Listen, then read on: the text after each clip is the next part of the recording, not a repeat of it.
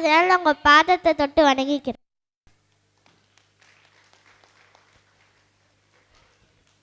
நான் இது வரைக்கும் 412 அவார்ட்ஸ் வாங்கியிருக்கேன். அதே மாதிரி 197 ஸ்கூல்ஸ்க்கு சீஃப் கெஸ்ட்டாக போய் மோட்டிவேஷன் ஸ்பீச் கொடுத்துருக்கேன். எப்பவுமே நம்ம லைஃப்பில் பேஸ்மெண்ட் தான் நம்மளுக்கு ரொம்ப ஹெல்ப்ஃபுல்லாக இருக்கும், இம்பார்ட்டண்ட்டாக இருக்கும். அதே மாதிரி இப்போ நம்ம 10th படிக்கிறோன்னா 10th நம்ம ஸ்டேட் ஃபர்ஸ்ட் வந்துட்டோன்னா இன்டர்வியூ எடுக்கும்போது சொல்லுவாங்க, என்னோட 10th கிளாஸ் டீச்சர்ஸ் தான் என்னை இவ்வளோ அளவுக்கு கூட்டிகிட்டு வந்தாங்க, எங்கள் அப்பா அம்மாவுக்கு தேங்க்ஸ் அப்படின்னு சொல்லுவாங்க. ஆனால் இது வரைக்குமே யாருமே ஃபஸ்ட்டு அவங்க எல்கேஜி படிக்கும்போது எந்த டீச்சர் அவங்களுக்கு போட சொல்லி தந்தாங்களோ அவங்கள யாருமே சொன்னதே இல்லை.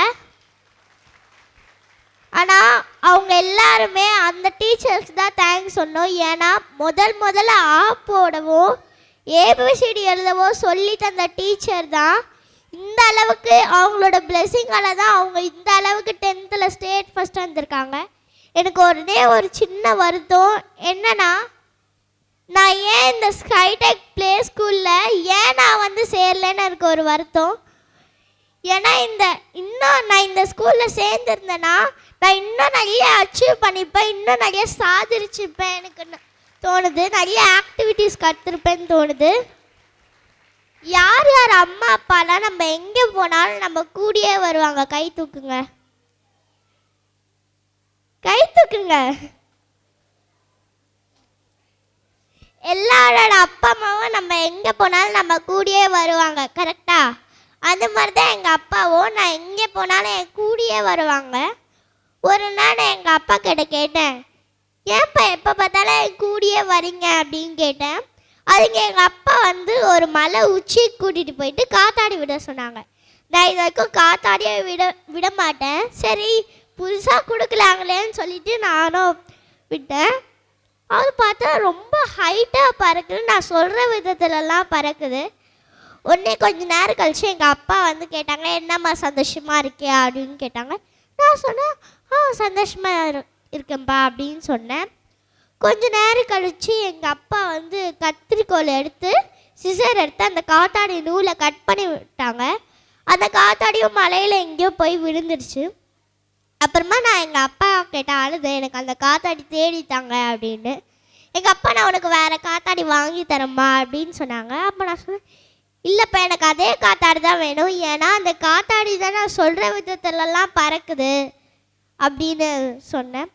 உடனே எங்கள் அப்பா சரி வாமா போய் தேடலான்னு சொல்லிட்டு நானே எங்கள் அப்பாவும் தேட போகும்போது அந்த காத்தாடி ஒரு முள் செடியில் மாட்டி இருந்தது. அப்புறமா நாங்கள் பொறுமையாக எடுத்தோம், பார்த்தா அது கிழிஞ்சு போயிடுச்சு. அப்புறமா நாங்கள் பேப்பர்லாம் போட்டு ஒட்டி மறுபடியும் பறக்க விட்டோம். ஆனால் அது பழைய மாதிரி பறக்கவே இல்லை, கீழே விழுந்துக்கிட்டே தான் இருந்தது. இந்த காத்தாடி போல தான் நம்ம அப்பா அம்மா கையில் இருக்க வரைக்கும் தான் அந்த காத்தாடி போல் வானத்தில் பறக்க முடியும். அவங்க கையை விட்டு போயிட்டோன்னா அந்த காத்தாடி போல் நம்ம வாழை கிழிஞ்சு போயிடும். என்னதான் நம்ம பேப்பரோ எது போட்டு ஒட்டினாலும் நம்ம கீழே விழுந்துட்டே தான் இருப்போம்.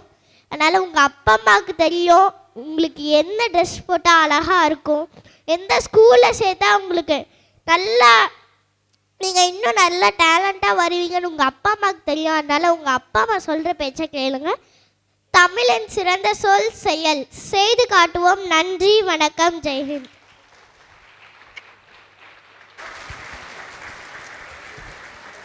Super, very good, God plus.